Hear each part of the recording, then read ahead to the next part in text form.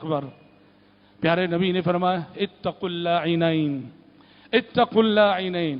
قالوا وما اللاعنان یا رسول اللہ؟ قال الذی یتخلی فی طریق الناس او فی ظلہم. کہا کہ لوگوں، لعنت کا سبب بننے والے دو مقامات سے بچو، لعنت کا سبب بننے والی دو جگہوں سے بچو. صحابہ نے پوچھا کہ اللہ کے نبی لعنت کا سبب بننے والے دو مقامات کیا ہیں؟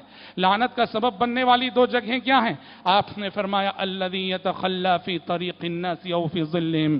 کہا کہ جو لوگوں کے راستے میں پیشاب پاخانہ کر دیتا ہو، لوگوں کے بیٹھنے کی جگہ میں سائے میں درخت کا سایہ ہے، دیوار کا سایہ ہے، جہاں لوگ بیٹھتے ہیں یا لوگ جہاں سے گزرتے ہیں، وہاں جو بول و براز کر دیتا ہو، پیشاب پاخانہ کر دیتا ہو، گزرنے والوں کو اگر اس کی بدبو سے تکلیف ہوگی اور ان کی زبان سے اگر بد دعا نکل گئی، لعنت نکل گئی، وہ لعنت تمہیں لگ جائے گی. کہا ڈرو. پتہ چلا لوگوں کی تکلیف میں اگر ہم باعث بنیں گے، لوگوں کو ہماری جانب سے اذیت پہنچے گی اور ان کی زبان سے بد دعائیں نکلیں گی، لعنتیں نکلیں گی، ہمیں ڈرنا چاہیے. یہ بد دعائیں لگ سکتی ہیں، یہ لعنتیں لگ سکتی ہیں. پیارے نبی نے فرمایا تکلیف دیکھیں یہ کس حد تک ہمیں سوچنا ہے. مسجد آتے ہو، کہا مسجد آتے ہوئے ہر طرح سے پاک صاف ہو کے آنا ہے. تمہارا لباس بھی پاک رہے، تمہارا بدن بھی پاک رہے، اور تمہارے اندر سے اگر مہک آئے تو خوشبو کی مہک آئے، بدبو نہیں آنی چاہیے. بھلے سے کسی حلال اور جائز چیز ہی کی بدبو کیوں نہ ہو. آپ نے فرمایا من اکل البصل والثوم فلا يقربن مسجدنا. جس نے کچی پیاز کھا لی ہو، جس نے کچا لہسن کھا لیا ہو اور اس کی بو اس کی منہ میں ہو، کچی پیاز اور کچے لہسن کی بو کو لے کر مسجد میں آنے کی تمہیں اجازت نہیں. فَإِنَّ الْمَلَائِكَةَ تَتَأَذَّى مِمَّا يَتَأَذَّى مِنْهُ بَنُو آدم. اس لیے کہ تمہارے منہ کی یہ بدبو، کچے پیاز کی بدبو، کچے لہسن کی بدبو انسانوں کو بھی تکلیف دے گی، مسلیوں کو بھی تکلیف دے گی، اور مسلیوں اور انسانوں سے آگے بڑھ کر اللہ کے اس گھر میں اللہ کے جو فرشتے اور ملائکہ موجود ہیں انہیں بھی تکلیف دے گی. اللہ اکبر. حلال چیز ہے، جائز چیز ہے. اگر پیاز اور لہسن کی بدبو مسجد میں ناقابل برداشت ہے، میرے محترم بھائیوں سوچ لو بیڑی سگریٹ کی بدبو، گٹکے کی بدبو، یہ سب چیزیں اللہ کے گھروں میں کہاں تک جائز رہیں گی؟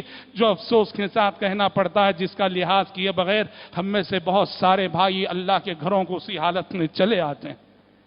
کتنا لحاظ رکھنا ہے ہمارے کسی رویے سے کسی کو تکلیف نہ پہنچے، حتیٰ کہ عبادات میں بھی ہماری کسی عبادت سے تکلیف نہ پہنچے دوسرے. کتنا لحاظ ہے. ابو داؤد کی روایت ہے، دیکھیے ایک مرتبہ پیارے نبی اعتکاف میں تھے، آپ نے اعتکاف کا پردہ ہٹایا، دیکھا لوگ زور زور سے قرآن پڑھ رہے ہیں، صحابہ بلند آواز سے قرآن پڑھ رہے ہیں. آپ صلی اللہ علیہ وسلم نے بلند آواز سے مسجد میں قرآن پڑھنے والوں کو تاکید کرتے ہوئے فرمایا الا ان کلکم مناج ربہ فلا يؤذين بعضكم بعضا ولا يرفع بعضكم على بعض في القراءة. آپ نے فرمایا لوگوں دیکھو یہاں بہت سارے ہیں، تم میں سے ہر شخص اللہ کی عبادت کر رہا ہے، اللہ سے مناجات کر رہا ہے، اللہ سے سرگوشی کر رہا ہے، ہر کوئی اپنی اپنی عبادت میں مشغول ہے. ایسے میں بلند آواز سے قرآن مت پڑھو، بلند آواز سے قرآن مت پڑھو. تمہاری اس بلند آواز سے تمہارے عبادت کرنے والے دوسرے ساتھیوں کو تکلیف ہو رہی ہے. فَلَا يُؤْذِيَنَّ بَعْضُكُمْ بَعْضًا. تم میں سے بعض کو تکلیف نہ دے بلند آواز سے قرآن پڑھ کے. وَلَا يَرْفَعْ بَعْضُكُمْ عَلَى بَعْضٍ فِي الْقِرَاءَةِ. اور قرآن پڑھتے ہوئے بلند آواز سے نہ پڑھے. ہاں کوئی نہیں ہے مسجد میں، اجازت ہے پڑھو، یا مسجد والے کچھ چاہتے ہیں، لوگ چاہتے ہیں آپ کی تلاوت سننا، بلند آواز سے پڑھو. عبادت ہو رہی ہے، آپ بھی عبادت کر رہے ہیں، دوسرے بھی عبادت کر رہے ہیں. دوسروں کا لحاظ رکھنا آپ کے لیے ضروری ہے، دوسروں کا لحاظ رکھنا میرے لیے ضروری ہے. سوچو کہ اسلام نے کیسا حساس مزاج ہمیں اس حوالے سے عطا کیا ہے.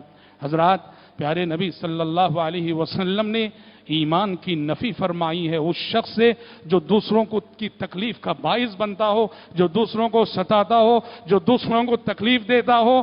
پیارے نبی نے ایسے شخص کے مومن ہونے سے انکار کر ڈالا. کہا مومن مت کہو ایسے شخص کو جو دوسروں کو تکلیف دیتا ہو. اور اللہ کے نبی نے صلوات اللہ وسلام علیہ اس مفہوم کو تاکید کے ساتھ بیان کرتے ہوئے ایک تو قسم کھائی اور دوسرے تکرار کے ساتھ فرمایا واللہ لا یؤمن، واللہ لا یؤمن، واللہ لا یؤمن. اللہ کی قسم وہ مومن نہیں ہے، اللہ کی قسم وہ مومن نہیں ہے، اللہ کی قسم وہ مومن نہیں ہے. قسم کھانے والی ذات پیارے نبی کی لسان نبوت قسم کھا رہی ہے، اور قسم بھی اتنی بڑی بات کی وہ مومن ہو نہیں سکتا.